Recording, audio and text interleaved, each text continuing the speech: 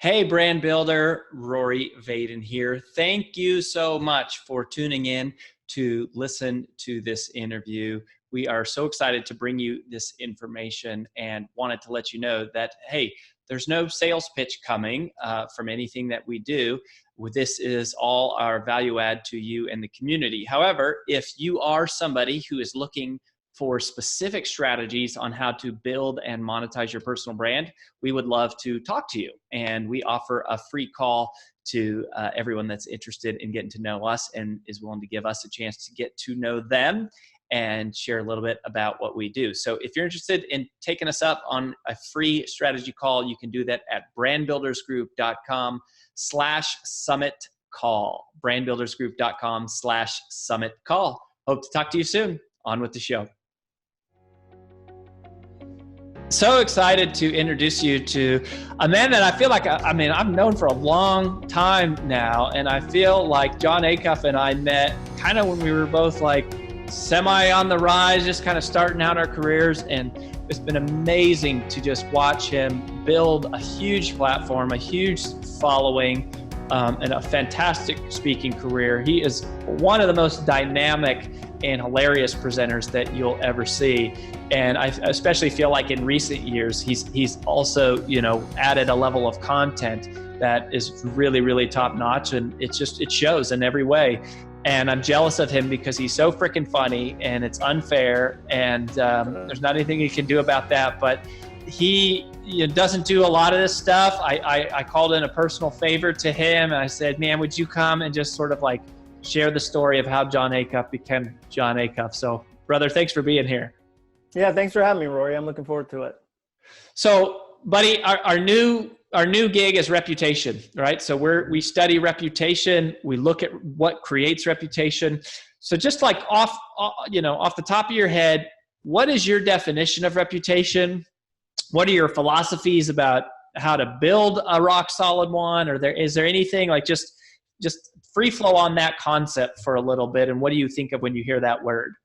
Yeah, I think it was John Morgan who said, your brand, your reputation is the story other people tell about you. It's not always just the story you tell. And so I think there's a combination of those two. So I think there's understanding, okay, where do I fit in the space? You already brought up humor. For me, I realized a few years ago that humor was a differentiator for me in our space. Like you and I are in the same space, and there's a lot of people that are amazing at research, and there's a lot of people that are like super intense and they're gonna swear and like Arr! And there's a lot of people that do a lot of different things, but I realize there's not a lot of people that are genuinely funny. They might use humor as like a hammer in a speech, like a tool, but they don't use it, they don't thread it throughout, they're not studying it. And so I said, okay, I want part of my reputation to include humor. So I think I look at reputation and I go, okay, what are the 2 to 3 words you're going to own, or the 2 to 3 elements you're going to say? When people think of me, like this is going to fit in my reputation. My favorite idea kind of about reputation, when I worked for Home Depot, before I started my own company, I spent time at a lot of big corporate brands and brands that had spent years and millions and billions of dollars building their own reputations. I remember somebody at Home Depot said, you've got to do the thumb test. And I said, what's that? And they said, can you put your thumb over the logo and it still feel like it's something from us? So a great example of that is you put your thumb over a Nike swoosh mark on any ad they do, print piece, digital piece, whatever, the rest of it screams Nike. The headline does. The runner, like they had a photo of a runner throwing up, and the copy and every element speaks to it. So I think of reputation like that. You've got to be able to put your thumb over elements and go, it's still me. It still has my feel. And I've been deliberate to go, here's what I care about. Here's where there's a hole in the space. And here's where I can kind of combine all of that. That's what I think about with reputation. I love that. I've never heard that before. The thumb test. I think that's super, super cool. So take us back to the beginning. Okay. So you talked about being corporate and you left. How did this all start for you? And what did that look like? Like, and how did you make money early on? Because I think that's one thing. Like, if I remember right, you started to build a pretty good following with like Stuff Christians like pretty much right away. But there's a big difference between, like we say a lot of times that there's a lot of people that are Twitter rich and dollar broke. Like, you can have a big following and not make money. So like, how did you get started with like building the following? And then also, how did you finance your way there? Yeah, so I mean, the following did start 2008. I had a blog called Stuff Christians Like that was a satire of kind of faith, which again, I saw a market and was like, nobody's really having that conversation. Like, very few people have been like, I'm not a Christian, but Christians are hilarious. Like, there's not a lot of words we assign to Christians, but like hilarious is not usually one of them. And I'm a pastor's kid, so I grew up in the church, and I was like, well, I think there's a niche there. So I started this site. I started to get a following. I mean, the very first way I had money tied to that was I got a book deal. Zondervan published the Stuff Christians Like book, and at the time, it felt like $1 million. I got paid $30,000 in advance, which you go, oh my gosh, it's amazing. And people would go, are you going to quit your job? And what was funny is, after agent, after taxes, after everything, I got like 13 grand. And if somebody you worked with won a $13,000 lottery, you wouldn't be like, guess you're moving to Mexico. Like, here comes Cancun.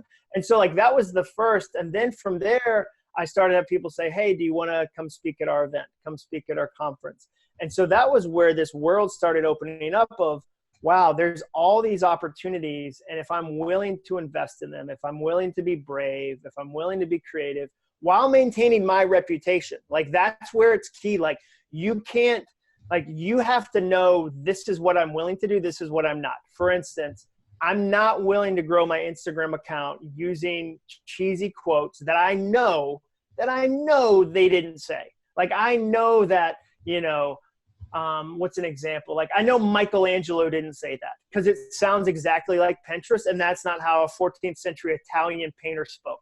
And so like, you have to go, okay, this fits my reputation. This is worth it. But you also have to be brave enough to kind of step out of your comfort zone, because you don't get to grow or expand unless you go, okay, I'm going to try this. And so for me, it's been this process of going, okay, here's what I'm doing. Well, how do I get a little uncomfortable and grow it a little bit and say, okay, people are interested in my book recommendations. I'm going to do that as an affiliate, not just do that. Okay, well, what does that look like? Or here's somebody I could partner with. Like, I don't do a lot of these, but I do ones with friends that I think do awesome stuff. So when you're like, hey, I'm doing this thing, like, that was an easy yes for me because you've been incredibly generous to me. And so I think a big part of it is going, here's who I'm aligned with, here's what I want to do. But really the money started with a publishing deal. It started with public speaking. I was never great at doing ads on my blog. Like, I just wasn't good at monetizing that. I wasn't interested in monetizing it.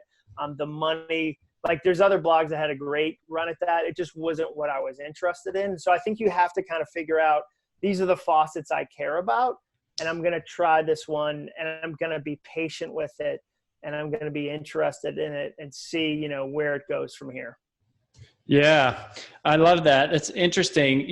One of the concepts that we talk about is Sheehan's wall, and people, are more likely to break through the wall by being known for one thing. And then once you break through the wall, then you can expand and do lots of other stuff. And I've never thought about you as an example of that, but it occurred to me in this conversation, gosh, that really was, because Stuff Christians Like was huge. Like, if you were a Christian at that time and you were online, like, you knew about it, and that led to your first book deal. Is your business model today still like primarily speaking and books? Is that like primarily? Yeah. And I've tried a bunch of different things. I tried courses, and I have a lot of friends that they do really well with courses, and they're great at those. But for me, I didn't love doing them as much as I wanted to. And I love public speaking. I can't believe I get to do it for a living. I can't believe I get to stand on a stage. What I do best is share ideas that inspire action. And so public speaking is so much fun for me on that. So yeah, primarily I'll do consulting. So there'll be a client that'll say, hey, we want to put you on retainer, and we're going to have a 1-year contract, and we want you to come in. Like, what I'm really good at is kind of being an idea SWAT team. So a company will say, we're stuck on this thing. We want you to, swing through the window, give us 150 ideas, and then swing out. Or they'll say, hey, we want you to go to these 9 meetings of groups you might not have met yet and give them ideas. And so like, I consider myself kind of an idea merchant, where I'm able to say, hey, here's something you should try. And so, yeah, I would say consulting is part of it. I'm starting to do coaching, single session coaching, because, you know, if you think about my fee for speaking to 1,000 people and I can do a portion of that just one-on-one, then I feel like I've extended value. And there's been times where I've paid for a single session coaching. It's been wildly helpful. Or then just going, hey, I learned something that cost me X amount of dollars over a 10-year period that I can tell you in 10 minutes. And it'll change your whole perspective about your speaking business, your career transition, your publishing. So yeah, I think for what we do, and like, I'm in the reputation business, you're always saying, here's my 4 main things, and here's another thing I'm adding. Here's something else I'm adding. And it takes time. It's people come up to me and go, hey, I want to do what you do. And I have to say, well, it's taken me like 11 years on top of a 15-year marketing career. Like, it's taken me a long time to go. And I was trained as a copywriter. I majored in advertising. And so when somebody says you're good at headlines, I go, well, it's just because I've been doing, like, I graduated in 98. So I've been doing headlines for 21 years. And I think of a lot of this as headlines. It's not that I was a farmer and then decided I'm going to. So I think I try to paint a realistic picture of, like, I think great stuff takes great time. So let's talk about the time a little bit, particularly with your social following. That is something that, like, you've just built. I feel like you've had another natural strength for just building a huge social media following, and it's something you've done consistent for a long period of time. What is your, like, just again, like, your philosophy, your attitude towards social? Like, you use that example of what you won't post. How do you think about social media in general? And then do you delineate how you use it, like, between channels? And, you know, just like anything you could share of just like the way that you approach it, because you're not making money from that. It's like you're making money from books and from speaking and then maybe consulting and coaching. But like, yeah, well, and I'm still making, like, you can still do like affiliate stuff, like Instagram with swipe up with stories. That's a whole other, or sponsorships. And I'm just kind of on the edges of that. So I don't consider myself an expert there. But an example of that, I recently hired a social media intern because I had kind of a convicting moment where I spoke to a company, 1,300 people, sales team. It was awesome. I love speaking to sales teams. I mean, because you get that, like, they're already in motion. You don't have to convince them to get in motion. They're in motion. And I stepped off stage and this woman said, I love following you on Instagram. You're one of our favorite follows. You're so funny. And then she said, I didn't even know you wrote a book. And I've written 6 books. So that's a huge reflection of reputation failure on my part. Because what it means is she's been along for the ride for who knows how long. And I haven't been clear enough or obvious enough or consistent enough about doing a book. And then she said, you're our favorite Insta dad, which is not the reputation I'm trying to build. Like, and so I talked to my 15-year-old daughter and I was like, am I good at Instagram? And she was like, you use it like an old man. And so I hired her for the summer to help me with some things. And now I just hired a social media intern. And so we came up with, okay, here's the categories of photos we're going to post. We're going to post funny. We're going to post encouraging. We're going to post like interaction. Okay, so the goal of this is to generate interaction. So for instance, somebody did this photo where it showed 15 different styles of like roasted marshmallow. And now like that to me doesn't, like, nobody's going to go, you're so wise, thanks for sharing the roasted marshmallow, but they will interact on that and I'll get to engage with people. So when I say, which one are you? It starts conversation, and that's an interaction post.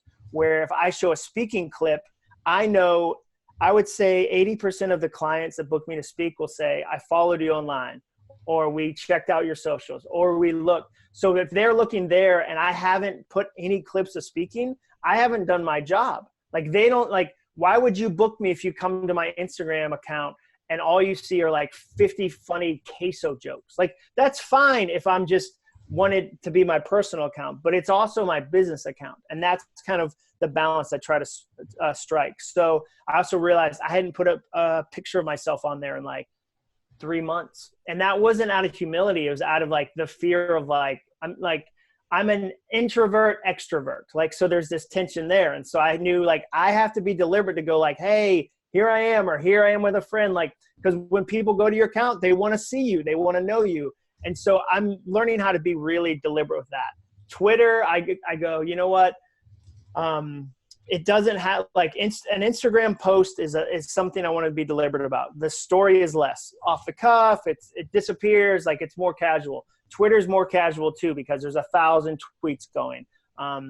Facebook, I kind of consider like Instagram. I'm only going to post it there deliberately. The thing I'm loving lately is LinkedIn. Like, I think LinkedIn is amazing. Like, it's always been kind of the one people think about last, but when you're trying to do something business related, I mean, my last book, or the one before my last book, Do Over, was a career book.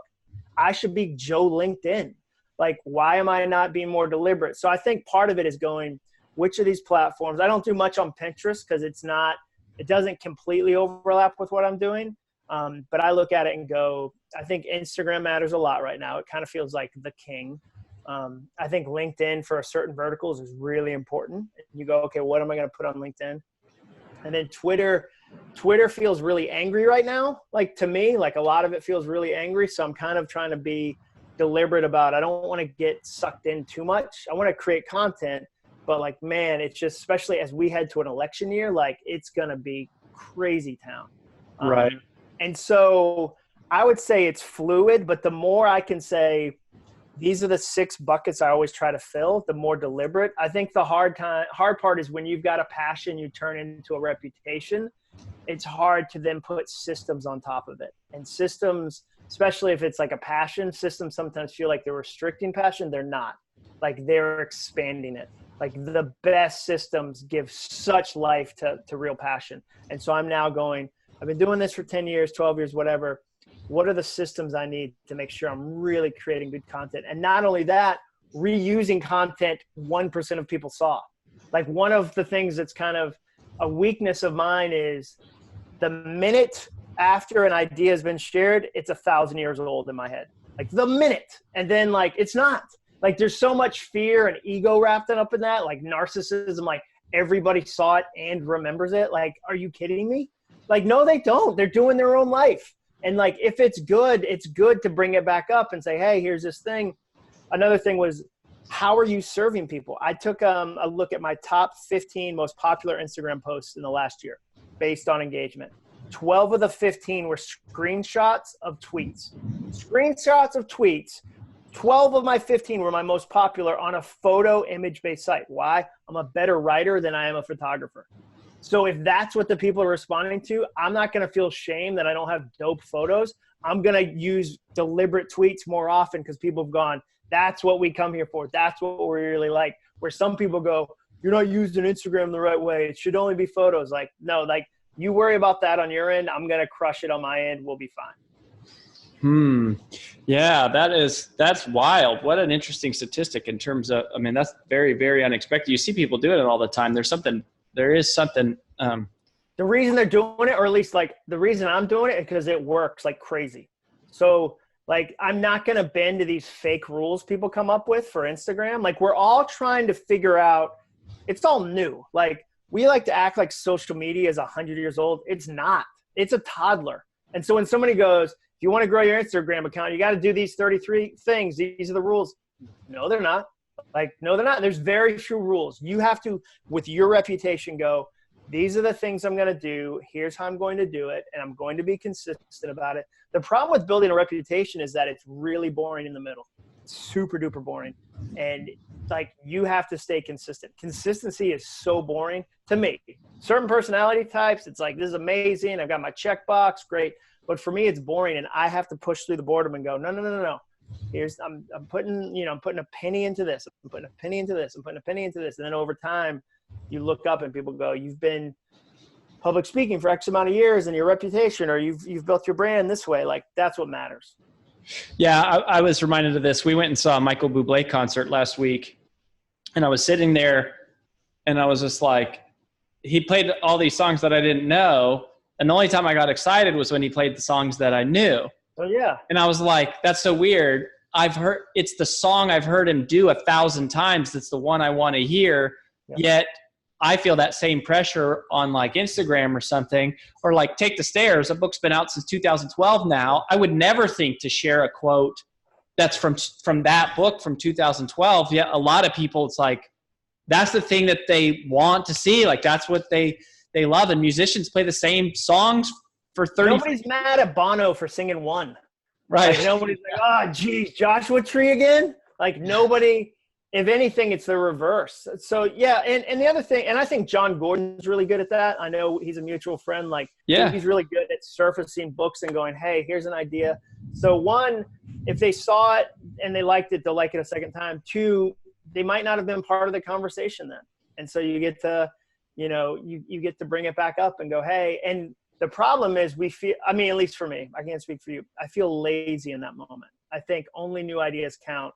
And I think that's something that I have to consciously remind myself that's not true. Whoever is the inner critic that's saying that isn't being honest, and let's do it. Like, let's share that. I'm never mad when I hear like Gary Goldman, one of my favorite comedians, does this bit on the state capitals and how they got abbreviated. And I could listen to that for 10 years. Like, and 10 years from now, if he does it again, I'm going to be like, it's genius. Like, I think it's awesome. I'm not disappointed. I'm excited. Yeah. I think that is interesting, that inner critic. So I want to talk about the humor stuff for a little bit, because I think that is one of the things. You've written a book on it.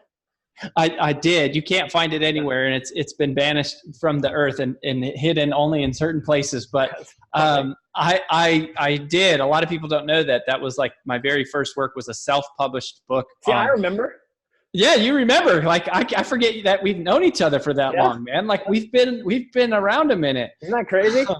So and part of that is because I feel like you're so naturally funny. I mean, one of the reasons I wrote that book is because I was like, I really struggled with humor. And now I'm very, very funny on stage, but it's all, I work at it. Do you feel like how do you be funny? Or like, do you study it? Do you work at it? Or is it just like a gift you feel like you have and that's it? Or, like, how did you get to? Yeah, I mean, I do study it. I think my dad's really funny. I'm not the funniest person in my family. My youngest brother, who's a lawyer, is the funniest by far. And so I think I grew up around it. My dad used to take me to comedy clubs when I was in high school. Like we'd go see Brian Regan. And so I grew up around it. Brian Regan. Yeah. Like that album is such a classic. And so like I grew up around it. I really appreciate it. And then I started realizing like the great comedians are great social commentators. Like the great, like I'm not a big like dark comedy fan where like, ugh, I feel gross after hearing it. Like I like to be challenged by an idea or see something I hadn't seen before and go, wow, that was really smart. That's I've never looked at it that way. So I study people like I mentioned earlier, Gary Goldman, Nate Bargatze, Maria Bamford, I think is amazing. And so I study it. And then I also, like, if I'm in situations where I'm riffing with somebody, I'm kind of practicing it, if you will. And then like I do work at it where I write it down and I'm going, okay, that was funny. That wasn't funny. And then I'm listening to the jokes I find in the audience. Like I'll probably I practice like 90% and then there's 10% that I'm leaving open for the moment. And that's often the best stuff. And so you're always finding new jokes, even in material you feel like you've done 20 times, 30 times. But then I wrote a 50,000 word essay book that'll probably never see the light of day. That was just comical looks at things. I did this like 6 months ago, and it was stuff like what would be an example? Oh, like Yeti coolers, like how crazy, like how just the idea that you would put a sticker on your car to let other people know how you keep things cold. Like, like in 1990, nobody had an Igloo sticker and was like, I love Igloo. I want you to know how I keep ice. Like or the idea that you need a cooler that'll keep meat cold for 9 days for your kid's 3-hour soccer game. Like, how much room for error do you need? Like, oh, we got a big soccer game. I want 8 days and 24 hours of margin of error in case it goes overtime. Like, or like that they sell the handle as an accessory. Like the mug, the handle is an accessory. Like the idea of like, oh, you want to be able to hold it easily? That's extra. Like, so just like taking a look at life and going, okay, that's a weird thing. Like, why is that? And then but I would say my writing process is I write the idea first, whether this is an Instagram post, any sort of reputation thing I create, speech, book, Instagram post. I write the idea down. I don't try to get the words right. I just try to get the idea. What's the general idea? And then I do a pass where I try to get the words closer to right. And then I make it positive, because I sometimes, like, my inner voice is like the Counting Crows. Like, it sounds like the song Round Here. You're like, oh, that's kind of mopey. And then I get it positive, and then I make it funny. And so those are kind of like, I'm constantly kind of trying to layer this and going, okay, here's a point I want to make. What's the way to say it? What's the way to say it where it's funny and you remember it? And what's the hook? Like, okay, well then, like, so like, regardless if I'm speaking at a company or a college, I'm going, where's it funny? And then I finally did like a comedy set at Zany's last fall, a 60-minute set. Took me like 3 months to write. Learned a lot about comedy there. So yeah, I don't know. I love it. I respect it. I love people who are great at it. What does that mean? So when you say social commentators, like, how do you? Okay, let me give you an example. Like the Yeti is a good example. I mean, the Yeti thing is a great example. Like but what do you do to make your brain recognize it, and then how do you go from recognizing it to making it funny, or is it just pointing it out that is what's funny? No, I think there's the pointing it out. Like, I think you're trying to say stuff that everybody's thinking but nobody's saying, and to see it from a different angle. So for me, like, I write down 5 to 10 ideas every day in this notebook, and I'll kind of, and there's no quality. It's just like, I'm trying to capture and go, okay, so here's an example. So like, I saw a sticker in a parking lot that I've seen a million times, and it said, my Weimaraner is smarter than your honor student. I thought, that's an interesting sticker. And then I thought, well, what does that really mean? Like, and then I thought, like, I've never, like, dogs, when like they throw up, will eat their own throw up. Like, I've never known an honor student to do that. So like, I've never had like somebody go, our honor students are great, but like when it thunders, we have to put thunder shirts on them real quick or they freak out. Like at pep rallies, they lose it. Or like, Kyle is great at calculus, but if he gets a problem he really likes, he urinates everywhere because he just gets so excited. Like, or the idea, like, so then I back up and I go, the funny thing there is when I see that sticker, I think, where did you go to high school? Like, how bad was your honors program? Like, a dog will eat a dead chipmunk on purpose. Like, that's a weird, or the sticker that says, who rescued who, about rescue dogs. And I want to go, well, I mean, it'd be weird if like a dog just showed up in your cubicle at work and was like, come on, we're going home. Like, I think you probably went somewhere and got him. Like, that's a weird, like, to look at that and go, what does that mean? And so I think you look at that's seeing it from a different way, different angle, and going, what does it mean? Why is that funny to me? Is it funnier to more people than just me? Because there's some things where I'm like, that's ridiculous, and maybe 2 people think it's funny, and then there's other things where you go, oh wow, that, like, that's something that I could see a lot of people finding humor in. And then you just kind of shape it. And I think a lot of it is the right word, is going, okay, like Jerry, like Seinfeld talks about that all the time, like the right word. Like, he has a joke about somebody's name looked like a periodic, an element from the periodic table. And it said like, and his name was boron, and boron was the right element there. And he went through like 20 elements. So it's, you're kind of trying to find, okay, this is the word that's going to be interesting. This is the element that's going to catch them off guard. This is the thing that's going to kind of stop somebody. How do I communicate it? And that's what I think is really funny to me, is when it's a situation, and often it's where everybody's thought through it. Like, so for instance, I did a joke about being on an airplane and how weird it is to be sitting next to somebody in a business suit that's probably going to fly to negotiate a $10 million deal, and they have to beg for the whole can of ginger ale. Like, they have to ask the flight attendant, like, can I have the whole can? And it's such a power play, because the flight attendant can be like, no, you get 2 inches of soda, 3 cubes. And then like the guy gets the drink and he's like, I can handle them. I drink them on Earth all the time. Like, to look at that. Or like when you're on a plane and you're talking to a stranger next to you, and then you reach that awkward moment where you just decide, yeah, this is over, and you slowly put on your headphones, which is like this moment where you're like, enjoy the rest of your life, this is over. Like, you can't do that on the ground. Like, if you were in an office somewhere and somebody was talking to you and you saw someone like, yeah, that would be weird. But we do that on airplanes all the time. And so finding stuff that a bunch of people relate to and then going, what's the twist? What's the small difference? Like, what's the little bitty thing that makes it really, really funny? And it's going to make people go like, oh, like, I get that. Like Gary Goldman, who I keep mentioning, but I think he's one of the best comedians out there right now. He's doing a whole series on how to write great material on Twitter. Free series. He's up to 200 points now. But I saw him do a joke. He's essentially, and I'm going to butcher it, but he essentially said in the 70s he realized he wasn't a real man because he saw Star Wars, and when Princess Leia said to Han Solo, I love you, he said, I know. And he said, every time a woman's told me I love you, I've said, why?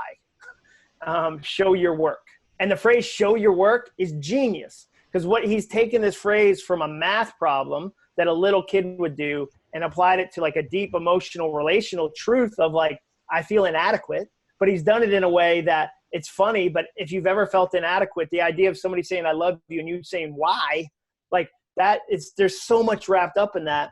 And he's taking you into a place you might not have gone if you weren't laughing. And that to me is brilliant.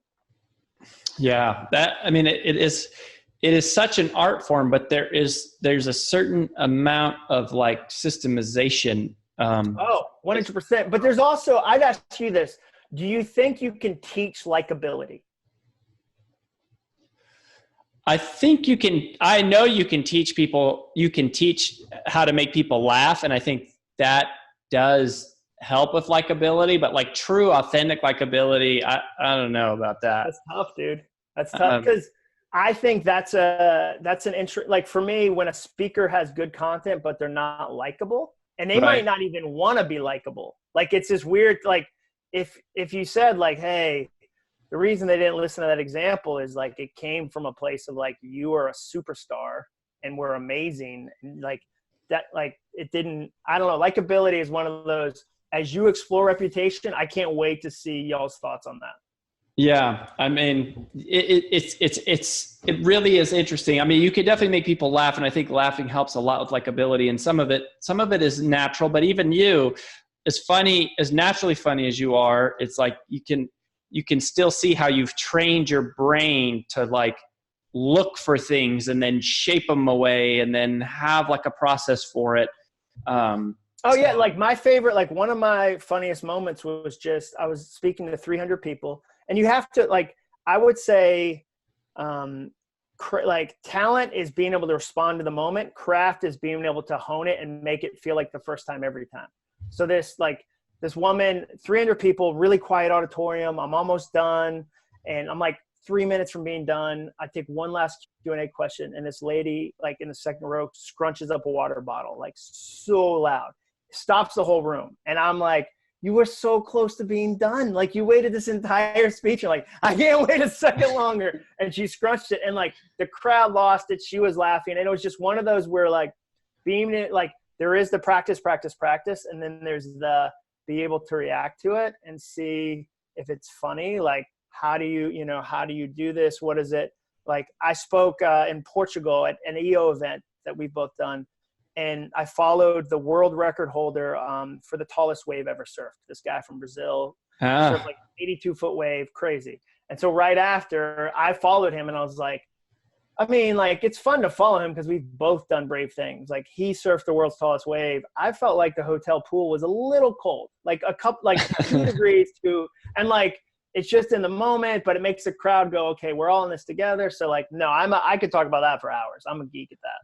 I think there's definitely something magic about that spontaneity, and the crowd is much more forgiving. It doesn't have to be as genius if it's that timely, and it has an even bigger effect than if it was a genius, well-planned line is sometimes not as effective as just a spontaneous, in the moment line. Well, you experienced it all together for the first time, and that feels genuine, and that's fun. Like it's kind of creating an inside joke moment in the moment.